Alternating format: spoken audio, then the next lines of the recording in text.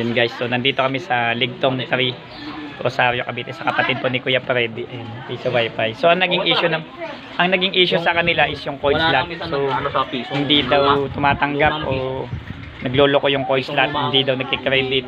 Okay na, nawawala-wala daw yung antena, nagawa na rin namin. So inayos lang namin yung wiring, and then yung coin slot nilinis. So yung piso lang naman yung nagkakaproblema. Piso is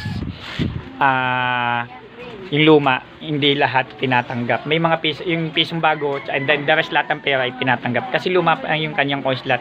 Yung hindi pa kaya yung 20. So medyo may katagalan na yung itsura ng coin slot niya. Ayun, iba na nga kulay itim na.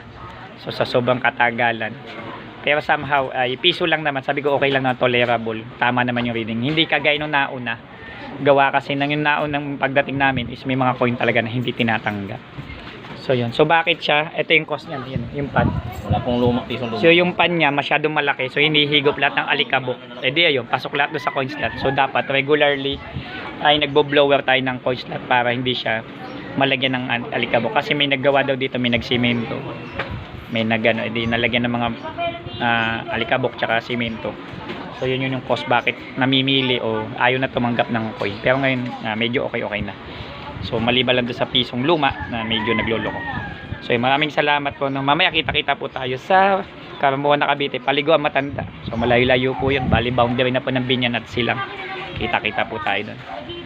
Yan, shoutout po kay Kuya Freddy. Maraming salamat po sa tiwala. Sa PC mo gawa mo.